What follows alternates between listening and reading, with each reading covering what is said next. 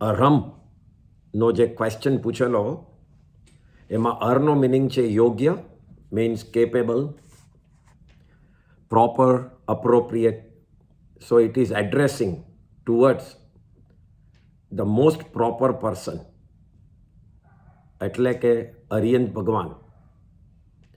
આપણા અહીંયા મધ્યલોકમાં ઓન અર્થ સૌથી અપ્રોપ્રિએટ પર્સનમાં લિસ્ટ કરીએ તો સૌથી પહેલાં અરિયંત ભગવાન આવે છે અને એના પછી નીચે બધા ઉતરતા જાય. એટલે અરમનો અર્થ થાય છે Arihant. It's a different way of saying Arihant. ઘણા જણ અરમની માળા ગણતા હોય છે. એ હમણાં નવું શબ્દ ચાલુ થયો છે. It's in Sanskrit word. આ સંસ્કૃતનો શબ્દ છે અને એને મિનિંગ અરિયંત ભગવાન થાય છે. સો આ અરિયંતની વાત થઈ. હવે આપણે આગળ વાત કરીએ તો 12મી કડી ચાલુ થાય. આપણે ચાલુ કરેલી લાસ્ટ ટાઈમ. એ 12મી કડી ફરીથી આપણે સાંભળી લઈએ and then will continue with the second. એનામાંથી જે સેકન્ડ પાર્ટ છે એનું.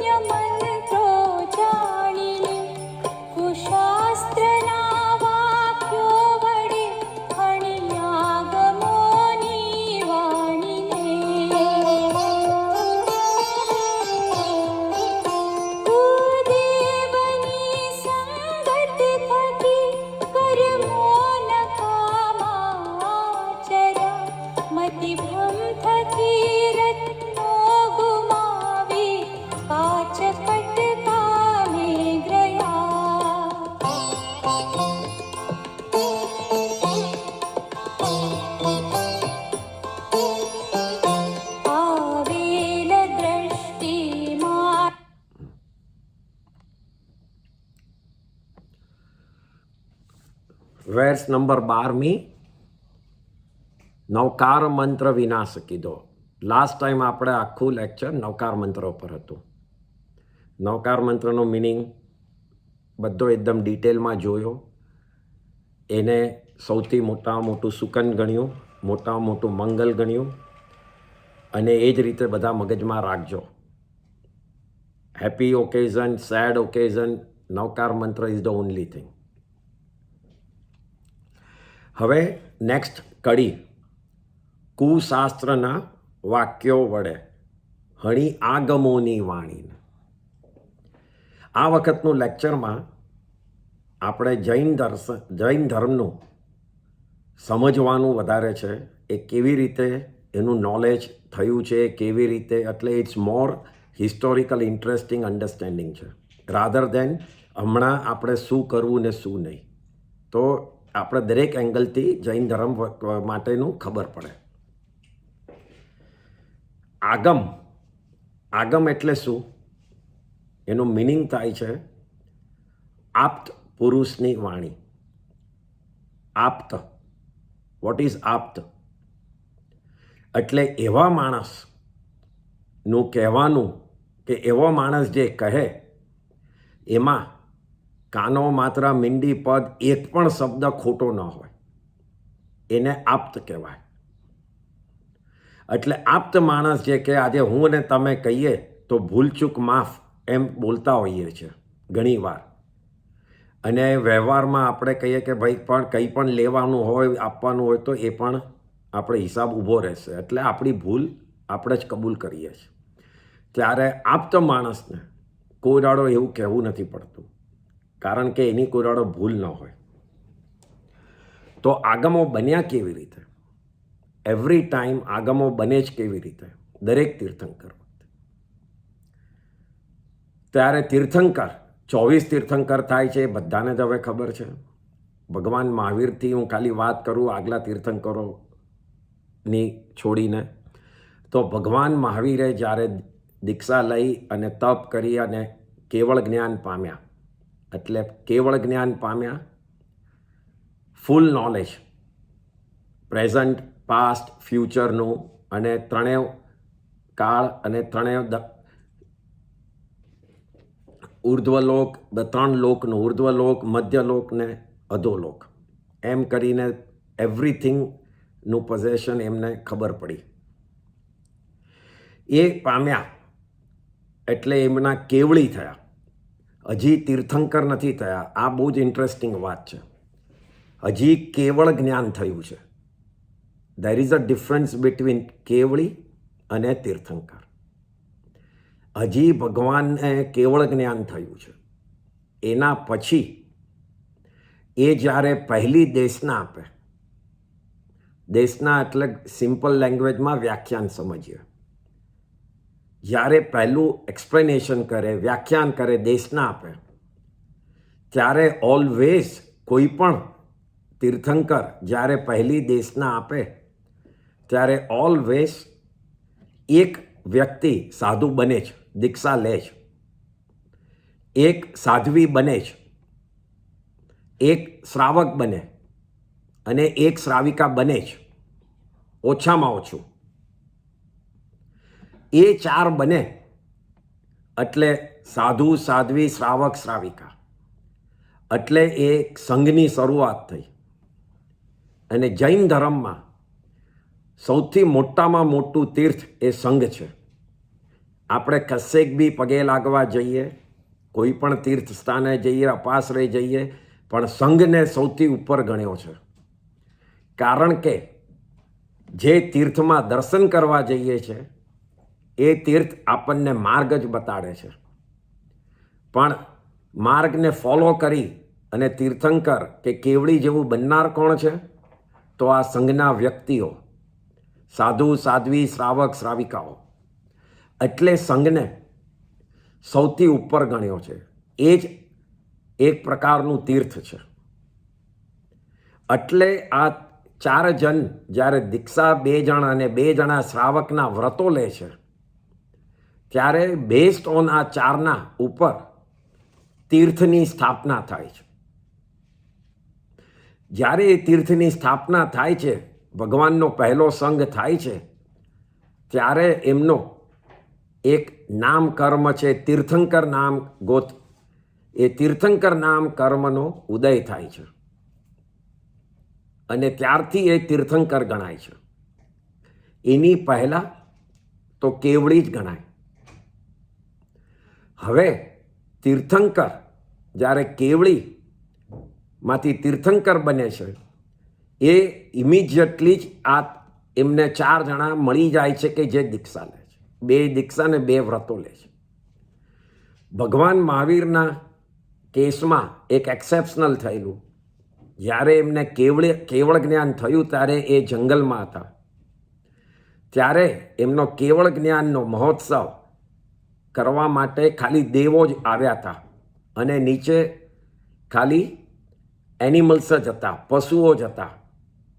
એટલે કોઈ પણ પ્રેઝન્ટ હતું નહીં કે જે દીક્ષા લઈ શકે. એટલે ભગવાન મહાવીરનું આ 24 ભગવાનોમાં એક એક્સેપ્શન હતું કે એમની પહેલી દેશનામાં તીર્થની સ્થાપના નહીં થઈ.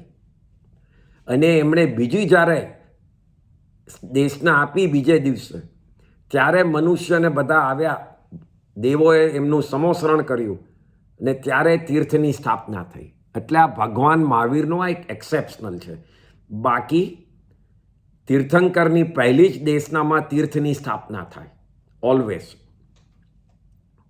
હવે ભગવાન મહાવીરે જ્યારે દેશના આપે ત્યારે એમના કેસમાં એક સાથે 11 જણે દીક્ષા લીધી. એ 11 સાધુઓ બન્યા અને એ જ 11 એમના ગણધર બન્યા. ગણધર એટલે એનું મિનિંગ છે first disciples of lord Mahavir.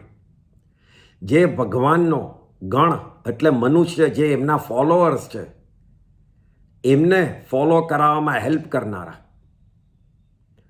એ કેવી રીતે હેલ્પ કરાવે ગણધર? તો ગણધરની પાસે એવી શક્તિ હોય અને એવું જ્ઞાન હોય છે જે ખાલી એક નિમિત્ત મળે અને આખું જ્ઞાન બહાર આવી જાય છે. અને એક નિમિત્ત શું મળે છે? તો તીર્થંકર ખાલી 3 શબ્દ બોલે છે, એને ત્રિપદી કહેવાય. 3 વર્ડ્સ ખાલી બોલે છે. પહેલો વર્ડ જેમાં આખું જૈન ફિલોસોફી આવી જાય છે આ 3 શબ્દમાં. પહેલો વર્ડ બોલે છે ઉપનેયવા, એટલે ઉત્પન્ન થવું. બીજો શબ્દ બોલે છે વિગમેયવા, એટલે વિનાશ પામવું. અને ત્રીજો શબ્દ બોલે છે ધ્રુવેયવા, એટલે કોન્સ્ટન્ટ રહેવું. તો આ 3 શબ્દમાં જૈન ધર્મની ફિલોસોફી આવી જાય છે. ઉત્પન્ન થવું, નાશ પામવું અને કોન્સ્ટન્ટ રહેવું. એ કયા એંગલથી? તો જીવ જ્યારે ઉત્પન્ન થાય છે ત્યારે એને શરીર મળે છે. જુદા જુદા ભવોમાં, જુદી જુદી ગતિમાં એને શરીર મળે છે. તો એ શરીર મળવાના એંગલથી કહેવામાં આવે છે કે ઉત્પન્ન થયો જીવ. એ શરીરનો જ્યારે સમય પૂરો થાય છે, આયુષ્ય પૂરું થાય છે, એટલે એ શરીરનું શું થાય છે? નાશ પામે છે. એટલે કહીએ છીએ કે આ જીવનો નાશ પામ્યો. જીવનો નાશ પામતો નથી, આ શરીરમાં રહે છે, એ શરીરનો નાશ પામે છે. એટલે ભગવાન કહે છે કે તું જે ગતિમાં જાય છે, જે ભાવમાં, એ ભાવમાં તું ઉત્પન્ન થાય છે ને પાછો નાશ પામે છે, પણ તું પોતે એ કોન્સ્ટન્ટ રહે છે, જે ત્રીજો વર્ડ છે. એટલે જીવને કહે છે કે તું કોઈ દાડો નાશ નથી પામતો, તારા જુદા જુદા ભવો નાશ પામે છે. આમાં આખી જૈન ફિલોસોફી આવે છે. દુઃખ ન પામવું, મોહ ન રાખવો, એ બધું જ આ ફિલોસોફી પર બેઝ છે. કારણ કે જે ઉત્પન્ન થયું છે એનો નાશ થવાનો છે, અને જે ઉત્પન્ન થયેલો જીવ છે એનો નાશ થવાનો નથી. એટલે આ 3 શબ્દ ભગવાન બોલે છે ખાલી. અને એમાં એમના જે ફર્સ્ટ ડિસાઇપલ 11 ગણધરો છે, એમને આખું જ્ઞાન થઈ જાય છે કે જેનાથી એ આગમો રચે છે. બધા ડોક્ટ્રીન રચે છે. દ્વાદશાંગી કહેવાય એને, દ્વાદશાંગી એનો રિયલ વર્ડ. એટલે એ આગમો રચે છે. અને એ આગમોમાંથી જેને અંગ કહેવાય, તમે કદાચ શબ્દ ઘણા જણે સાંભળ્યો હશે અંગ. અંગ એટલે બોડી, એનો લિટરલ મિનિંગ છે બોડી. અને એ આગમ એટલે એ બોડી કહીએ, એ આગમો is kind of body, the main body. અને એનાથી પછી આગળ બીજા આચાર્યોએ એનાથી વધારે એક્સપ્લેન કરવા માટે બીજા બધા ગ્રંથ લખ્યા, જેનું નામ પડે છે ઉપાંગ. એટલે જેમ બોડી હોય એના પછી 2 હાથ, 2 કાન, 2 નાક, એ બધું આવે, એ એક્સ્ટ્રા ઓર્ડિનરી ચીજો આવે છે. એટલે બાકીના જે બન્યા આગમો એને ઉપાંગ કહેવાય છે. એમ કરીને બંને ભેગા મળીને ટોટલ જૈન ડોક્ટ્રીન બની જાય છે. જુદા જુદા રીતે માનવામાં આવતા છે. પહેલા 32 આગમો એ આપણે સ્થાનકવાસી, તેરાપંથી, દેરાવાસી બધા જ પંથો માને છે. દિગંબરના જુદા આગમો છે, એ લોકો આ આગમોને ફોલો નથી કરતા. પણ બાકી આપણે શ્વેતાંબર વર્ગ આખો આ જ આગમને માને છે. અને એમાં એના પછી બાકીના બીજા 13 ગ્રંથો પણ દેરાવાસી વધારે આગમ તરીકે મૂકે છે. The knowledge is there which is correct, but just difference કે વેધર એને આગમમાં ગણવા કે નહીં એટલો જ ફરક છે. એટલે દેરાવાસીના 45 આગમ થાય છે, સ્થાનકવાસીના 32 થાય છે. પણ પહેલા 32 બંનેના સેમ છે. આ રીતે આગમો પ્રિપેર થાય છે, બને છે. અને ત્યાંથી આપણે નીચે નીચે આવતા આપણા તરફ આવતા જાય છે નોલેજ. હવે આ આગમ એટલા બધા ડિસિપ્લિનથી બનેલા છે એની અંદર 4 જુદા જુદા યોગ એટલે કે જુદા જુદા ચેપ્ટર્સો જુદી જુદી રીતે આવેલા છે. આપણને નોર્મલ માણસોને સમજાય એ રીતે એમે જુદા પાડેલા છે, ભાગ પાડેલા છે. એક પ્રકાર છે એમાં જે થિયરી છે ખાલી, એટલે દ્રવ્યાનું યોગ કહેવાય. ગુજરાતીમાં એ શબ્દ છે. મીન્સ જૈન ધર્મનું જેટલી થિયરી છે, 9 તત્વ, 8 કર્મ, 5 કાય, એ રીતે જેટલી બી થિયરી છે, આપણે એ બધું જ થિયરી એ ભાગમાં આવે છે. જે જુદા જુદા આગમમાં આવે છે, પણ it comes under theory department, જેને દ્રવ્યાનું યોગ કહેવાય. જેટલું બી ડ્રાય નોલેજ છે જૈન ધર્મનું, એ બધું થિયરીમાં ગણાય. 6 દ્રવ્ય પણ છે, એ બધા જ થિયરીમાં આવે છે.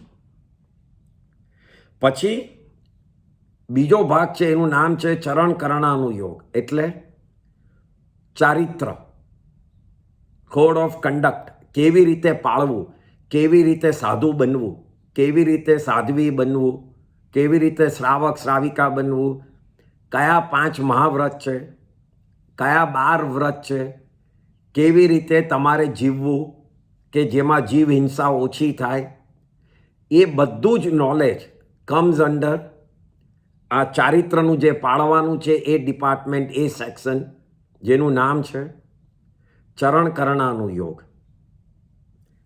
ત્રીજું છે ઇઝ અબાઉટ નંબર્સ. કેટલું લાંબુ 14 રાજલોક છે, કેટલું પહોળું છે, કેટલા આયુષ્ય છે કોના, કેટલું મોટું આખું જ્યોગ્રાફી છે, એ બધા જ કેટલા ઊંચા પર્વતો છે, કેટલી લાંબી નદીઓ છે, એ ભગવાનના જે હાઈટ છે, તો તીર્થંકર ભગવાન ઋષભદેવ ભગવાનના 500 ધનુષ અને મહાવીર ભગવાનનો 7 હાથ, ત્યાં સુધીના જે કેલ્ક્યુલેશન્સ છે બધા, ઇટ કમ્સ અંડર ગણિતાનું યોગ, means mathematics. So that department comes under mathematics, ગણિત. અને ચોથું છે ડિપાર્ટમેન્ટ, જેનું નામ છે ધર્મકથાનું યોગ. મીન્સ જેટલા બી મહાન આત્મા કેવી રીતે પોતે પોતાનું કષ્ટ લઈ કે કેવી રીતે ફાસ્ટ કેવળ જ્ઞાન પામીને મોક્ષમાં ગયા, કે કેવી રીતે એક ભાવમાં મોક્ષમાં જશે, કયા કયા જીવો જેમને કર્મ બાંધી અને નરકમાં ગયા અને શેના માટે, એ બધી જે સ્ટોરીઝ છે, એનું જે એક્સપ્લેનેશન છે, ઓલ દેટ કમ્સ અંડર ધર્મકથાનું યોગ. એટલે ધર્મકથા, કથા એટલે સ્ટોરીઝ. એટલે આ રીતે આગમો are divided into this 4 sections and everything falls under. કોઈને ધર્મકથા જ ગમતી હોય, કોઈને ખાલી કોડ ઓફ કન્ડક્ટ ચારિત્ર જ સમજવું હોય, અને કોઈને બધું ડ્રાય નોલેજ લેવું હોય કે કર્મની થિયરી શું છે, આ 9 તત્વ શું છે, એ રીતે બધું ડિવાઈડ થયેલું છે. ઘણા આગમો છે જેમાં 4 આવે છે. જે ભગવાનની છેલ્લી દેશના હતી, જેમાં ઉત્તરાધાયન સૂત્ર આપણું બન્યું, એમાં ભગવાને બધું જ કોન્સેપ્ટ લઈ નાનું રીતે એક સેક્શન મૂકી દીધા. કારણ કે છેલ્લે બધું જ એમને સમજાવવું હતું, બધું જ તો ફૂલ સમજાવી ન શકે, એટલે થોડોક ભાગ દરેક ચીજ ઉત્તરાધાયન સૂત્રમાં મૂકી દીધું. એટલે આ રીતે આપણા આગમો બન્યા છે. એ આગમો બન્યા એટલે અહીંયા આચાર્યજી શું કહે છે કે કુશાસ્ત્રના વળી વાક્યો વળી હણી આગમોની વાણીને. આગમોની વાણી એટલે કે આગમોનું નોલેજ એ કોઈ દાડો હણાતું નથી, કોઈ એને કાપી શકતું નથી. અહીંયા આચાર્યજીનું કહેવું છે કે પોતે પોતાની જાતને એનાથી દૂર કરી અને પોતે હણાઈ ગયા, એટલે પોતાનો નાશ થયો આગમોની વાણીમાંથી. આગમોની વાણીનો નાશ નથી થયો, પણ પોતે એ નોલેજ છોડી દીધું, એનો નાશ થયો છે. એટલે અહીંયા કહે છે કુશાસ્ત્રના વાક્યો વડે. જૈન ધર્મ કોઈ પણ શાસ્ત્રને ખરાબ શાસ્ત્ર માનતું નથી, કોઈ પણ ધર્મના શાસ્ત્રને ખરાબ શાસ્ત્ર માનતું નથી. ઇટ ડિપેન્ડ્સ કે એની અંદર શું લખ્યું છે, એને સારું છે કે સાચું છે કે ખોટું છે, એ રીતે માને છે. એવરી રિલિજન પ્રીચીસ કે પેશન્સ રાખો, પીસ રાખો, ચોરી નહીં કરો, જૂઠું નહીં બોલો, એડલ્ટરી નહીં કરો. દરેક ધર્મ આર બેઝડ ઓન દેટ. એટલે જૈન ધર્મ શું કહે છે કે જે પ્રિન્સિપલ જે બુકમાં લખ્યા છે, વિચાર ઇન અલાઇનમેન્ટ, એટલે જે જૈન ધર્મના લાઇનમાં છે એ બધા જ સાચા છે.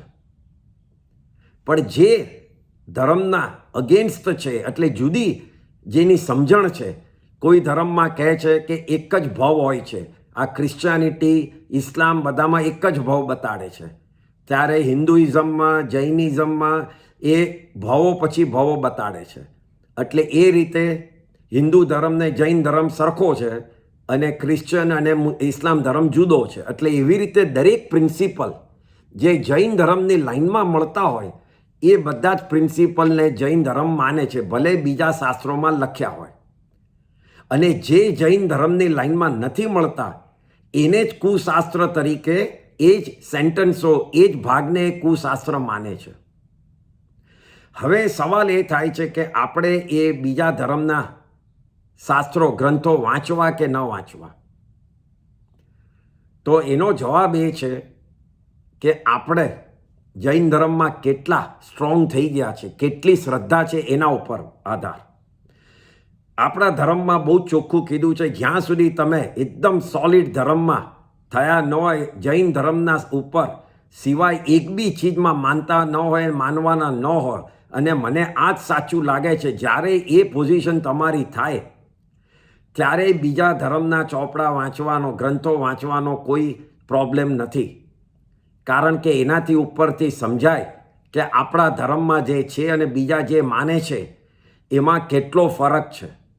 એ સમજવા માટે, નોલેજ લેવા માટે પણ વાંચવાનું કીધું છે. પણ જે લોકો હજી થોડા કાચા હોય, જે લોકોને લાગે કે કદાચ હું બીજું વાંચી અને એમાં મને કંઈ સૂચશે અને મારી જો બુદ્ધિ જો થોડીક જુદી થઈ જશે તો પોસિબલ છે કે હું એમાં કોઈ વખત ખેંચાઈ જાઉં અને જૈન ધર્મના પ્રિન્સિપલથી હું કદાચ જુદો થઈ જાઉં કે આમાં બી આરતી કરવામાં, પૂજા કરવામાં બીજા દેવોની પણ શું વાંધો છે. તો એ રીતે ખેંચાઈ ન જાય, જવાનો ડર હોય, એના માટે એ બધા શાસ્ત્રો વાંચવાની મનાઈ છે. એટલે ઇટ ઇઝ વેરી ક્લિયર કે કોના માટે શાસ્ત્રો છે અને કોના માટે કુશાસ્ત્રો છે. શાસ્ત્રો કુશાસ્ત્ર નથી, કયા એંગલથી તમે લોકોની કેટલી નોલેજ છે, આપણી નોલેજ કેટલું છે એ પ્રમાણે કુશાસ્ત્ર થાય છે. એટલે અહીંયા આચાર્ય કહે છે કે આવી રીતે મેં અન્ય ધર્મના માર્ગનો વિચાર કર્યો કે એક પ્રકારનો પરિગ્રહ તો વાંધો નથી, એમ કરીને મેં રત્નોને પકડી રાખ્યા. જ્યારે આગમોએ મને કીધું હતું કે કોઈ પણ અલ્પ પરિગ્રહ પણ કેવળ જ્ઞાન પામવા નથી દેતો, એ વાક્યને મેં ભૂલી ગયો અને મેં પરિગ્રહ કરી અને આ રત્નોને પકડી રાખ્યા. એમ કરીને આ કડી કુશાસ્ત્રના વાક્યો વડે હણી આગમોની વાણીને એમ કીધું કે મેં જ મારી જાતને આગમોથી દૂર કર્યા. હવે નેક્સ્ટ કડી, કુદેવની સંગત કરી કર્મો નથારા આચર્યા. જૈન ધર્મ કોઈને પણ, કોઈ પણ જીવને નીચો હલકો માનતો નથી, બધા જ જીવ સમાન છે. કુદેવ એ શબ્દ શું છે, અગેન કયા એંગલથી હું એમને જોઉં છું. હું સમજો કે કોઈ સામાન્ય કેવળીને તીર્થંકર માનું તો એ તીર્થંકરની અસાધના કરી કહેવાય. એટલે મારો એંગલ જોવાનો ખોટો હતો, એ સામાન્ય કેવળી ખોટા નહોતા. એવી રીતે હું કોઈ પણ ચીજને જુદી રીતે જોઉં, એમાં આ સાચું છે કે ખોટું છે એ એંગલથી કુદેવ કે સુદેવ નામ પડે છે. સુદેવ એટલે સાચા દેવ, કુદેવ એટલે ખોટા દેવ. તો જૈન ધર્મ કહે છે કે આ મારા દેવ છે અને આ નથી, એ ફરક કોઈ દાડો કરતો જ નથી. કોઈ પણ ધર્મનો દેવ હોય, જ્યાં વિતરાગતાપણું હોય, જ્યાં રાગ રહ્યો ન હોય એને જૈન ધર્મ દેવ માને છે. રાગ વગરના દેવ જ મારા સાચા દેવ છે. જૈન ધર્મનો કેવળ જ્ઞાન ક્યારે થાય? જ્યારે રાગ અને દ્વેષ હટી જાય ત્યારે. રાગ અને દ્વેષ એના 4 સોલ્જર્સ છે. આની પહેલાં બી કીધેલું છે. ક્રોધ અને માન બંને એ દ્વેષના સોલ્જર્સ છે અને માયા અને લોભ એ રાગના સોલ્જર્સ છે. આમાંથી સમજવા જેવું છે કે વિતરાગ શબ્દ કેવી રીતે પડ્યો. દ્વેષ એ કમ્પેર ટુ રાગ એ જલ્દી છૂટી શકે એવું છે. કોઈના પણ ઉપર ગુસ્સા, મેં પહેલાં બી કીધું હતું, એ જલ્દી જતો રહે છે, પણ કોઈના ઉપર મોહ વધારે ચીટકતો જ જાય છે. એટલે બંને ઓપોઝિટ ડાયરેક્શનમાં ચાલે છે. આપણા ગ્રેન્ડ ચિલ્ડ્રનને મહિના પછી મળો તો એ મોહ વધ્યો, અને કોઈ દુશ્મનને મહિના પછી મળ્યો તો ક્રોધ ઓછો થઈ ગયો. એટલે બંને ઓપોઝિટ ડિરેક્શનમાં ચાલે છે. જેમ જેમ આપણું જ્ઞાન વધે છે એમ એમ દ્વેષ ઓછો થતો જાય છે, પણ રાગ ઓછો થતો નથી. ઘણીવાર જ્યારે જીવ ઉપર ચડતો જાય છે કેવળ જ્ઞાન તરફ, ત્યારે કીધું છે કે રાગ અને દ્વેષ તો બંને છોડવાના, તો જ કેવળ જ્ઞાન પામે. અલ્પ રાગ બી રહી ગયો તો કેવળ જ્ઞાન થાય નહીં. તો જે ઉપર ચડે છે એમાં કાયમ સૌથી પહેલા ક્રોધ જતો રહે છે. જેમ જેમ જ્ઞાન વધે છે એના પછી આગળ ઉપર ચડે જીવ, ત્યારે માન જતું રહે છે, એરોગન્સ, અભિમાન, કે હું જ કઈ છું, એ આખું જતું રહે છે અને હમ્બલનેસમાં આવી જાય છે જીવ. એના ઉપર જાય ત્યારે બધી લુચ્ચાઈ જતી રહે છે, કપટપણું જતું રહે છે, એટલે માયા જતી રહે છે કે હવે મારે આ સંસારમાં જ નથી રહેવું, તો સંસારની માયાની જોડે મારે શું કામ? એમ કરીને માયા જતી રહે છે. અને પછી ઉપર કેવળ જ્ઞાન, કમ્પ્લીટ નોલેજ થવાના પહેલા લોભ નીકળે છે. એટલે ચારેય કસાયોમાં સૌથી ડિફિકલ્ટ ઇઝ લોભ. અને લોભ એ રાગનો એક પ્રકાર છે. એટલે લોભ એટલે કોઈ ચીજ મારે જોઈએ છે એ નથી. લોભને એ એક જાતનો વ્યવહારથી એક્સપ્લેનેશન છે.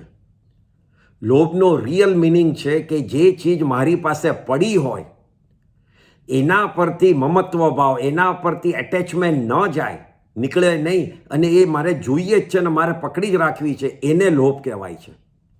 ખાલી જોઈએ છે એને લોભ નથી કહેવાતો. એક સાડીવાળો એ વધારે મોટો લોભી ગણાય છે 100 સાડીઓવાળા કરતાં. કારણ કે એને એક સાડી ઉપર એટલો મોહ હોય છે જે 100 સાડીવાળાને નથી હોતો, કારણ કે એને તો 100 મળી છે, એને પડી છે, એને એ પુણ્યનો ઉદય થયો છે, એને મળ્યું છે. તો એમાં ઘણીવાર લોભી એક સાડીવાળો, એટલે નંબર ઓફ આઇટમ્સ કેટલી તમે ઓન કરો છો એને તો કંટ્રોલ કરવાની છે, પણ જે ઓન કરો છો, જે તમારી પાસે છે, એના પર મોહને પણ કંટ્રોલ કરવાનો છે. તો લોભ એ છે. એટલે આપણે કોઈને એમ કહીએ કે આ બહુ લોભી છે, એનું અંદરનું ખબર નથી આપણને કે એને કોઈ ચીજ તરફ એટેચમેન્ટ છે કે નહીં. એટલે એ લોભી ન એ હોય. અને કોઈ એકદમ શાંત બેઠો હોય, ખાલી મગજથી વિચારતો હોય કે મને આ મળી જાય તો સારું, મને આ મળી જાય તો સારું, તો એ વધારે મોટો લોભી થશે એ મનના પરિણામોથી. એટલે રાગ અને દ્વેષ આમ ચાલતા હોય છે. રાગના 3 પ્રકાર બતાડ્યા છે. પહેલો રાગ ઓલવેઝ હોય છે સંસાર પ્રત્યે. મારે જીવવું છે, આગળ મોજ મજા કરવી છે, પરિગ્રહ કરવું છે, એ બધા તરફથી મારે પૈસા, ગાડી, ઘર, દાગીના, બધું જ મારે, નોકર ચાકર, એ બધું જ, જે ફ્રેન્ડશિપ, એ બધું જે છે એ સંસાર પ્રત્યેનો રાગ. એમાં હું કમાયો તો ખુશ, પૈસા ગુમાવ્યા તો દુઃખ, કોઈની જોડે ઝઘડો થયો તો ક્રોધ, એ બધું જ છે પાર્ટ ઓફ રાગમાં આવી જાય છે. જો તમે રાગ જ ન રાખ્યો હોત તો કોઈની જોડે ઝઘડો થાત જ નહીં, કંઈ મળ્યું કે ન મળ્યું. ઓબ્વિયસલી અગેન આપણે સંસારમાં છે, બધું છૂટવાનું નથી. એટલા જ માટે મેં પહેલાં કીધું આ નોલેજ લેવાનું છે, એમાંથી જેટલું એપ્લિકેશન થાય, જેટલું આપણે કરી શકીએ એ જોવાનું છે. એટલે પહેલો રાગ સંસારનો બતાડ્યો છે. બીજો રાગ બતાડ્યો છે ફેમિલીનો. Husband, wife, father, mother, brothers, sisters, પછી પોતાના છોકરા, ચિલ્ડ્રન, એ બધા તરફનો રાગ. સંસારનો રાગ હજી ઓછો થાય. ફેમિલીનો રાગ એ બહુ જ ડિફિકલ્ટ છે ઓછો કરવો. કોઈ જન્મ્યું તો એકદમ જ હેપી, કોઈનું આપણી સામે મૃત્યુ થયું તો એકદમ જ સેડ. એ બધું રાગના પ્રકાર છે. એનાથી ખાલી સમજવાનું એ છે કે આપણે ભલે રડીએ, કોઈ આપણું નજીકનું મૃત્યુ થાય અને રડવું એ અટકી નહીં જ શકે આપણે, કારણ કે એની જોડે આટલા વર્ષો સાથે રહ્યા હોય. પણ સમજવાનું એ છે કે જેટલું વધારે આર્ત ધ્યાન, એટલે જેટલું વધારે રડશું એટલા કર્મ બંધાશે. ખાલી આ સમજવાની ચીજ છે. જો સમજ્યા હોઈશું તો કદાચ 2 દિવસ રડવાને બદલે 1 દિવસમાં અટકી જઈશું. અને કોઈ વધારે ડીપલી આને યુઝ કરશે, એપ્લિકેશન કરશે, તો કદાચ કલાકમાં એ અટકી જાય કે એટેચમેન્ટની જરૂર નથી, એ જીવ મર્યો નથી, એનો ઓલરેડી બીજે જન્મ થઈ ગયો છે, એણે એની લાઈફ ચાલુ કરી કાઢી છે. એ રીતે ફેમિલી તરફનો રાગ એ બીજો રાગ બતાડ્યો છે. અને ત્રીજો રાગ બતાડ્યો છે એ શરીર તરફ, પોતાના બોડી તરફ. એ રાગને છોડવો બહુ જ ડિફિકલ્ટ છે. આપણે કહીએ કે હું કંઈ શરીર ને હું કંઈ જોતી નથી, કંઈ ધ્યાન નથી, મારે કંઈક આપણે ક્રીમ નથી લગાડતી, મેકઅપ નથી કરતી, that is not the point. જ્યારે બી તમે શરીરને સાતા પહોંચાડો એ એક જાતનો રાગ છે. બહુ ગરમી છે, પંખો ખોલ, એસી ખોલ, તો એ શરીર પ્રત્યેનો રાગ છે. એટલા માટે તમે ખોલાવો છો. તમારા જીવને નથી જોઈતો પંખો કે એર કન્ડિશન, તમારા શરીરને જોઈએ છે. થોડુંક માથું દુખે અને દવા લો, એ શરીર પ્રત્યેનો રાગ છે. એટલે રાગ એકલું ખાલી શરીરને તજી આપણે છોડી દો કે નહીં એ ન ગણાય. પણ આવી નાની નાની ચીજમાં જ્યારે પણ શરીરના માટે આપણે સુખ સાતા પહોંચાડીએ છીએ એ રાગ છે. અને એટલા જ માટે જે 12 પ્રકારના તપ જે આપણે નેક્સ્ટ આના પછી લેવાના છીએ, એમાં જે 12મો પ્રકાર છે જેને કૌશગ કહેવાય. એ કૌશક એટલે શરીરનો ત્યાગ કરવો. એ કૌશકનો મિનિંગ થાય છે. એટલે જ્યાં સુધી શરીરનો ત્યાગ નહીં કરે ત્યાં સુધી જીવ કમ્પ્લીટલી એની ફૂલ પોટેન્શિયલ પર નહીં આવે. આ વખતે હમણાં આપણાથી થવાનું નથી, પણ જેટલું બી આપણે સહન કરી શકીએ એ કરવાની કોશિશ કરજો, તો એટલા કર્મ ઓછા બનશે અને એટલી પ્રેક્ટિસ થશે શરીર પ્રત્યેનો મોહ ઉતારવાનો. એટલે આ થયો શરીરનો રાગ. એમ 3 પ્રકારના રાગ બતાડ્યા છે. અને 3 પ્રકારના રાગ જે જીતી લે એને વિતરાગ કહેવાય છે. આની પહેલાં દ્વેષ તો જીતી જ લીધા છે, પણ વિતરાગ કોને કહેવાય છે? તો આ 3 રાગને જીતી લીધા છે. એ જ વિતરાગ છે. આપણા અને વિતરાગની વચ્ચે આટલું જ છે ફરક. ખાલી આપણે આ સમજવાનું છે. અને સમજ્યા હોઈશું તો આપણને આ ભાવ, કોઈ પણ ભાવમાં પાછી આ જ વાત સાંભળશું તો કદાચ મગજમાં તરત આવશે કે આ મેં કશે સાંભળ્યું હતું. હળું કર્મી હશો તો આ એક નોલેજ જે તમે સાંભળો છો એ તમારી જોડે જશે અને તમને એ બીજા કોઈ પણ ભાવમાં ફાસ્ટ ચડશે. જ્યારે બી કર્મ હટે છે, ઓછા થાય છે, ત્યારે knowledge is the first thing જે બહાર આવે છે. અને એમાં સાંભળેલું નોલેજ જે છે એ હેલ્પ કરે છે એને યાદ કરવામાં અને એને જલ્દી પોતાના મગજમાં ચડાવવામાં. એટલે કોઈ પણ ચીજ, કોઈ પણ લેક્ચર ધર્મનું સાંભળો, એનો આ એક પ્લસ પોઈન્ટ છે. એ આ વખત માટે નહીં, આ નોલેજ તમારી જોડે પછી પણ જશે, મારી જોડે પછી જશે. એટલે વિતરાગ અને આપણામાં આ રાગનો ફરક છે. વિતરાગ દેવ આપણને શું આપે છે? તો આપણને ધર્મનો રસ્તો આપે છે. અને પછી એક વાક્ય જે આવે છે આપણા આગમમાં, એનું મેઇન વાક્ય છે, એ વાક્ય છે કડાણ કમ્માણ ન મોક્ક હતી. એટલે વિતરાગ દેવ કહે છે કે આ રસ્તો છે, પણ કડાણ કમ્માણ ન મોક્ક હતી. એટલે તે કરેલા કર્મોને ભોગવ્યા વિના છૂટકો નથી તારો. એનો આ અર્થ થાય છે. એ આપણને નોલેજ એટલું જ કહે છે કે ભાઈ તારું કર્મ તે બાંધ્યું છે, તું ભોગવ.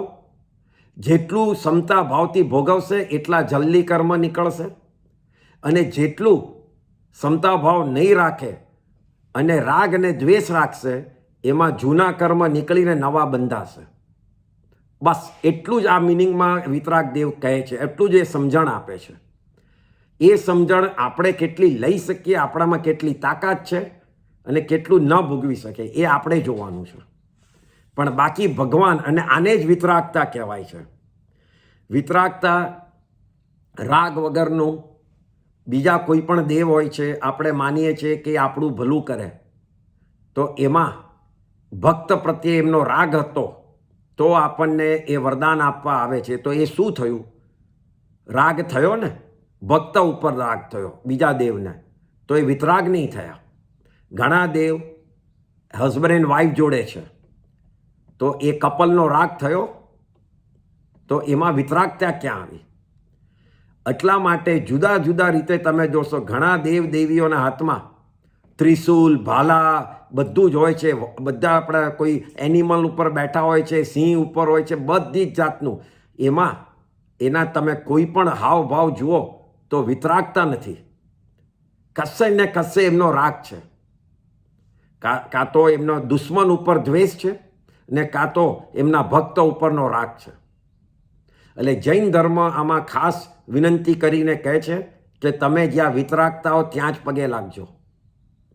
એટલે આ રીતે આચાર્યજી આ કડીમાં કહે છે કે મેં આ વિતરાગતાને ન જોઈ, એનું ઇમ્પોર્ટન્સ ન સમજ્યો, અને ખોટાની સંગત કરી કાઢી, અને ખોટી લાઈનમાં હું જતો રહ્યો, અને એના હિસાબે નવા કર્મો બાંધવા ચાલુ કર્યા. વિતરાગતાએ મને જે જૂના કર્મ કાપવાનું ફિલોસોફી શીખવાડી હતી એ હું ચૂકી ગયો.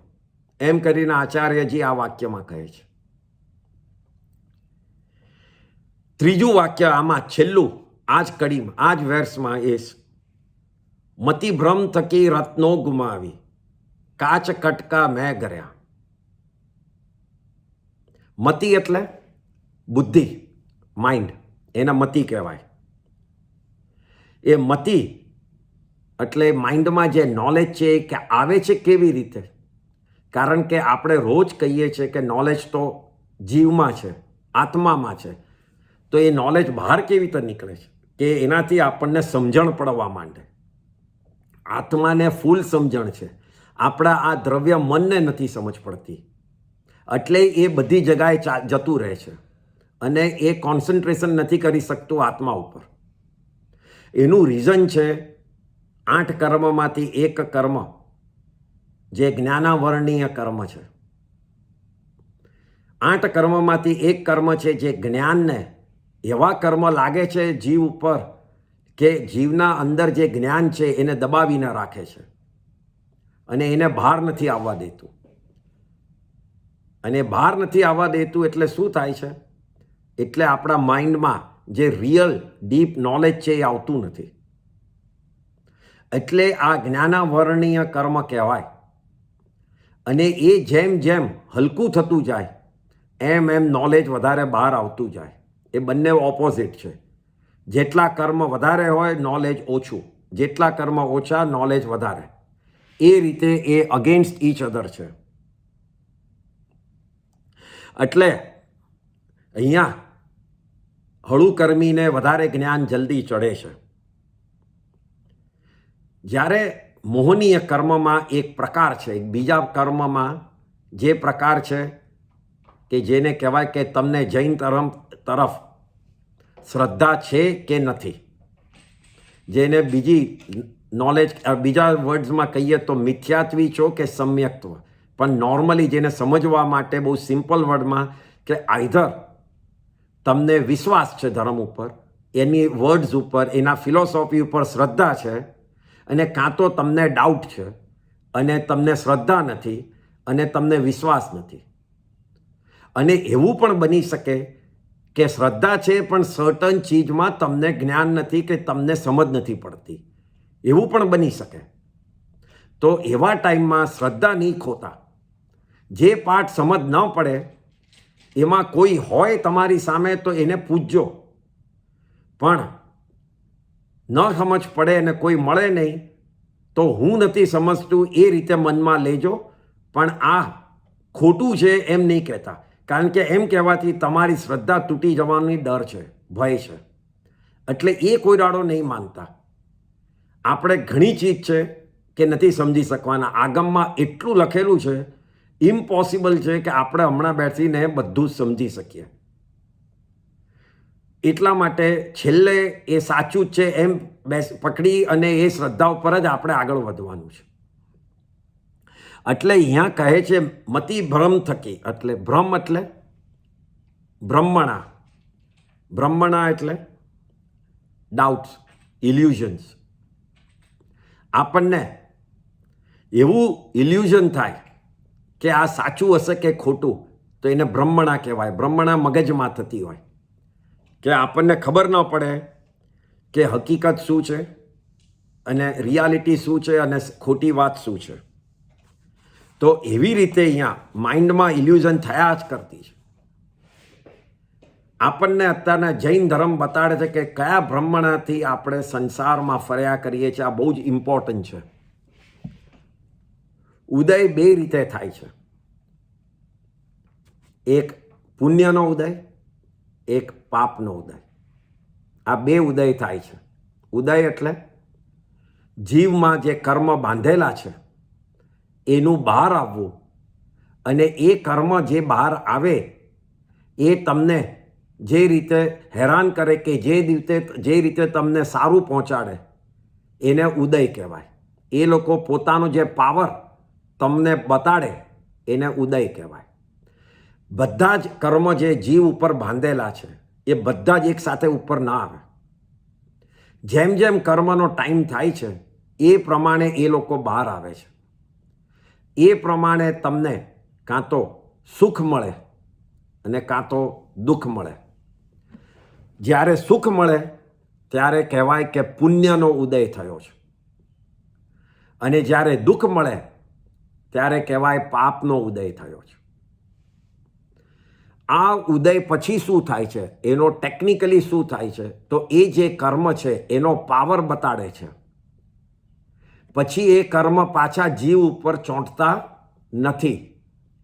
એ કર્મ નીકળી જાય, આપણા જીવથી અલગ થઈ જાય અને એ ખરી જાય. આપણે ગુજરાતીમાં એને કહેવાય ખરી જાય, એટલે ડિટેચ થઈ જાય છે.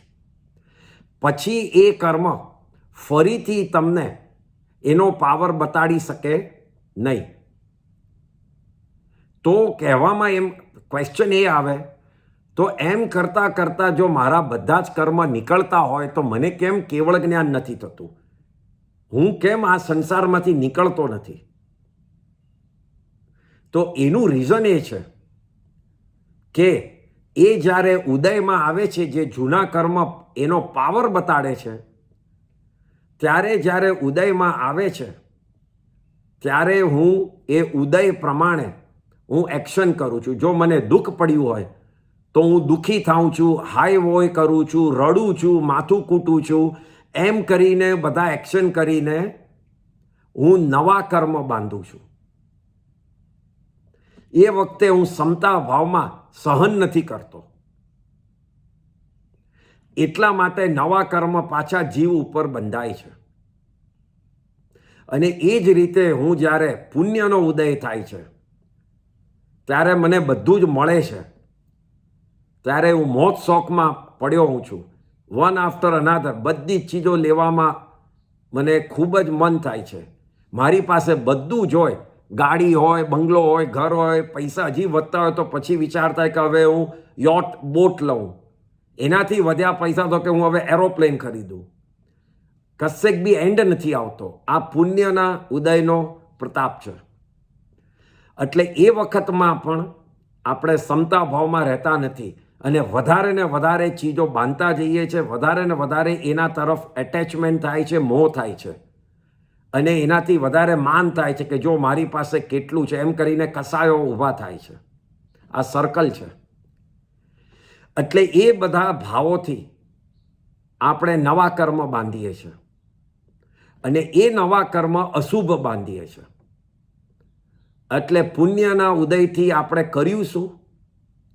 તો ભોગવ્યું હમણાં અને બાંધ્યું શું? અશુભ કર્મ નવા. એટલે આગળ જઈને વધારે ઉદય શેનો થશે? પાપનો. કારણ કે તમારી પાસે કયો સ્ટોક ભેગો થયો? વધારે પાપનો. કારણ કે તમે સમતા ભાવ, સારા ભાવ, શુભ ભાવ રાખ્યા નહીં. ઘણા જણને પુણ્યનો ઉદય હોઈ શકે. પુણ્યનો ઉદય થવો એ આપણા હાથમાં નથી. એ આપણા પાસ્ટમાં બાંધેલા શુભ કર્મ છે, ઉદયમાં આવ્યા. આપણા હાથમાં એક જ ચીજ છે જે ઉદયમાં આવે છે, એ વખતે કેવી રીતે વર્તવું, કેવી રીતે એક્શન લેવું એ આપણા હાથમાં છે. એના સિવાય બીજું કંઈ આપણા હાથમાં નથી. અને એ એક્શન માટે જ આ નોલેજ લઈએ છીએ કે જો પુણ્યનો ઉદય થાય કે પાપનો થાય, બંને ઉદયમાં સમતા ભાવ રાખવાનું છે. સમતા ભાવ એકલા પાપના ઉદય દુઃખી વખતે જ નથી કીધું. ઉપરથી દુઃખી વખતે તો ઘણીવાર સમતા ભાવમાં રહેવાય છે, પણ પુણ્યનો જ્યારે ઉદય થાય છે, જ્યારે કોઈ મોહ મસ્તાનમાં પડ્યો હોય છે, જે ગાળો થઈ જાય છે, ત્યારે એને સમતા ભાવમાં નીચે પકડીને રાખવામાં બહુ મુશ્કેલી પડે છે. એ હવામાં ઉડતો જ થઈ જાય છે અને એ વખતે એટલું બધું એનું પુણ્ય વાપરી નાખે છે કે એનો સ્ટોક ખાલી કરતો જાય છે. એટલે અહીંયા ઇલ્યુઝનમાં એ વાત છે બ્રહ્મણામાં કે જ્યારે સુખ ભોગવવા જેવું લાગે છે કોઈને કે આમાં હું મોજ મજા કરું, તો એ એક બ્રહ્મણા છે, એક ઇલ્યુઝન છે. સુખ ભોગવવા જેવું નથી. સુખને પાસ થઈ જવા જેવું છે.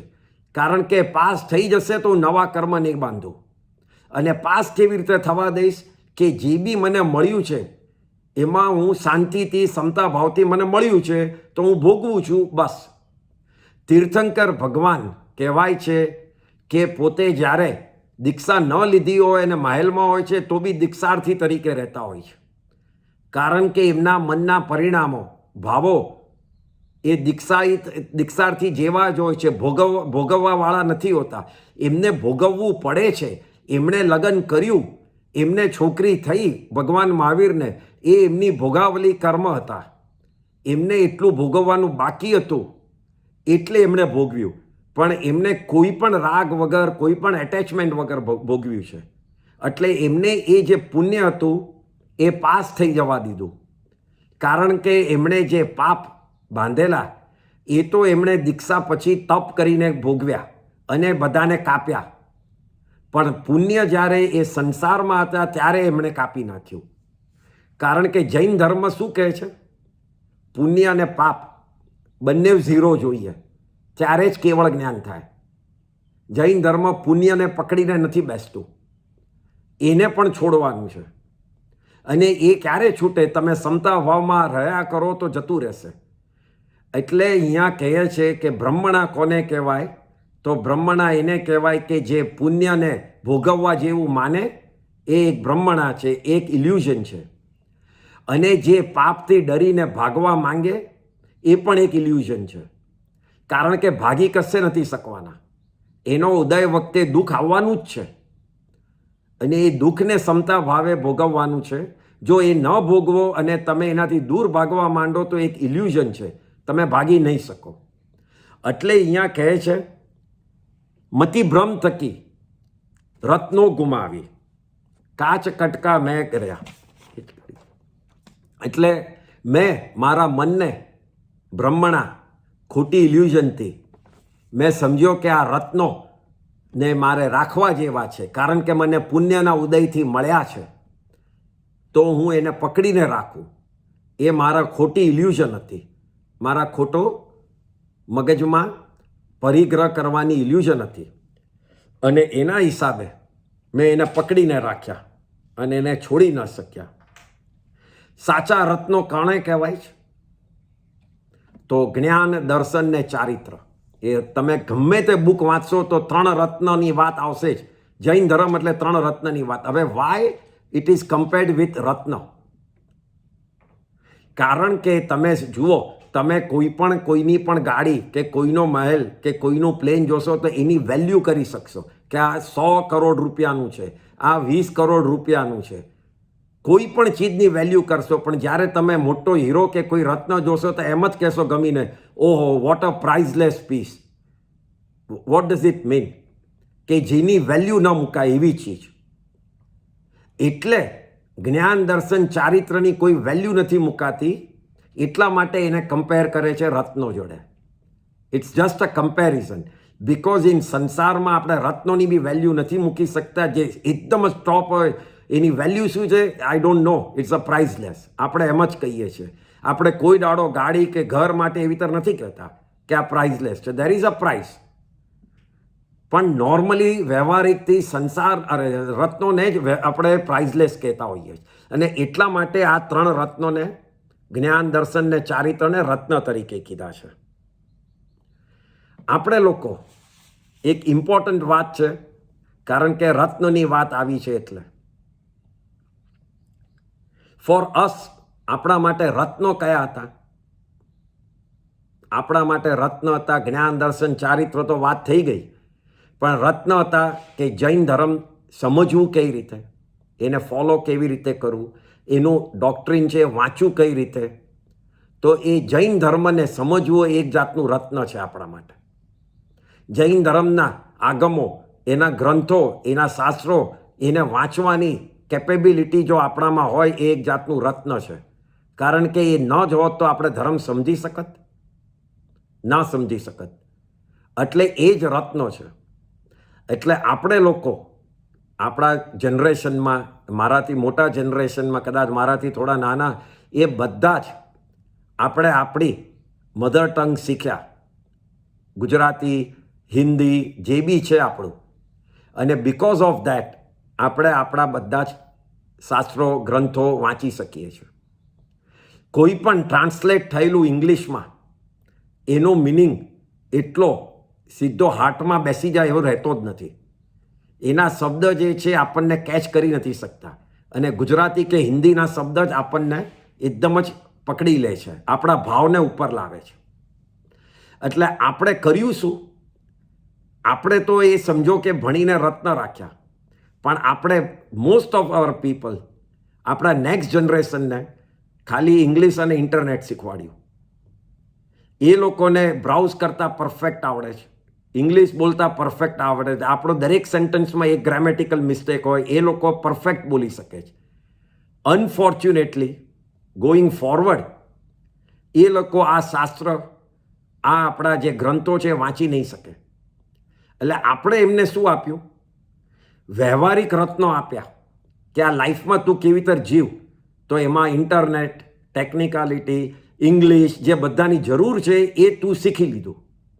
પણ જે આપણું રૂટ્સ છે, આપણા જે રૂટ્સ છે, આપણે જેમાં રહેવાનું છે, જેમાં આપણે જીવને આગળ વધારવાનો છે, એ નોલેજ આપવા માટેની જે જરૂરિયાત છે એ આપણે લેંગ્વેજીસ નહીં આપ્યા.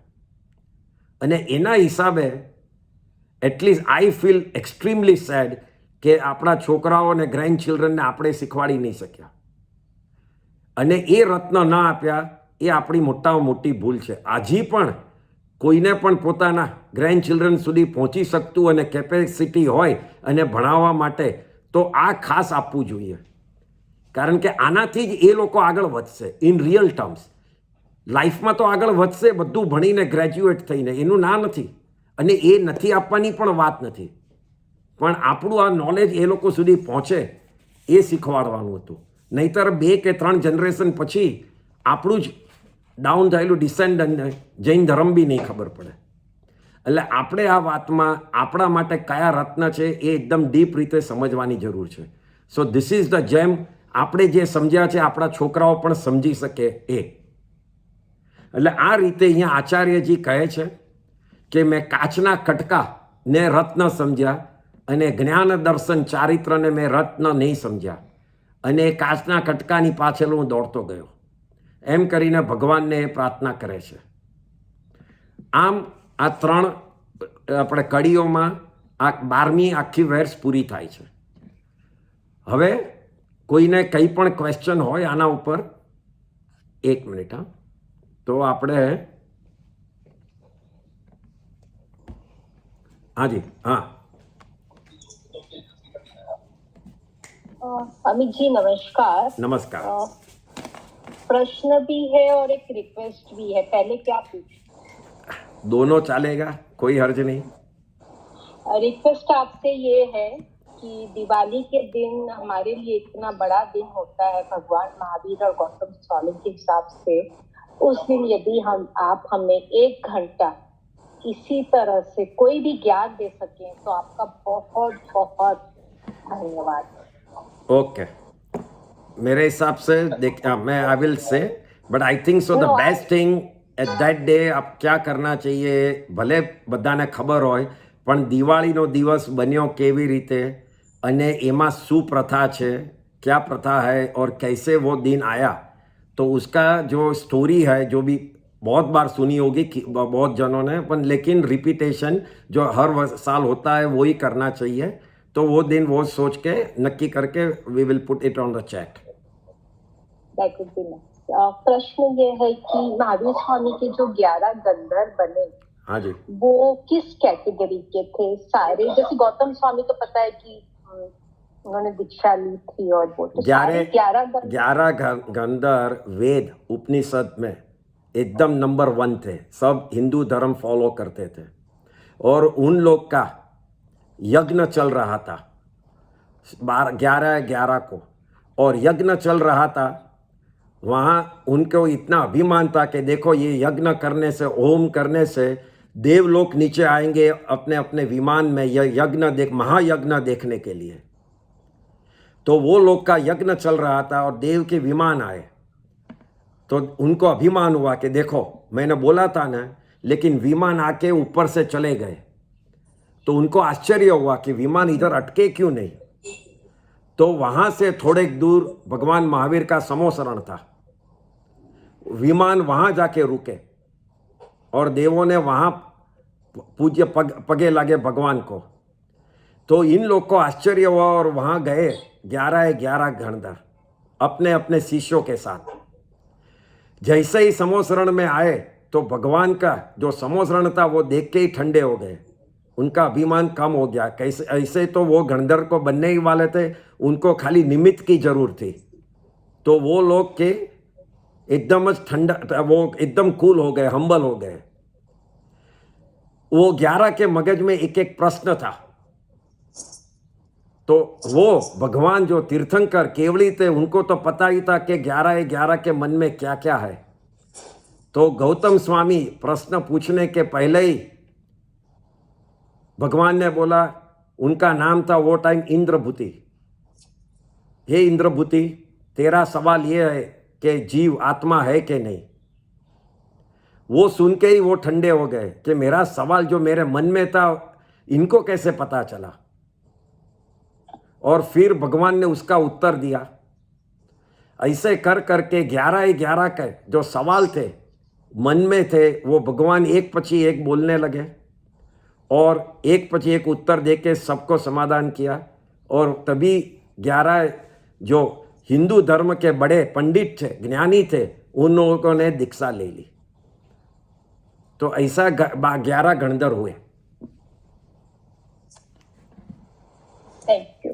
ओके,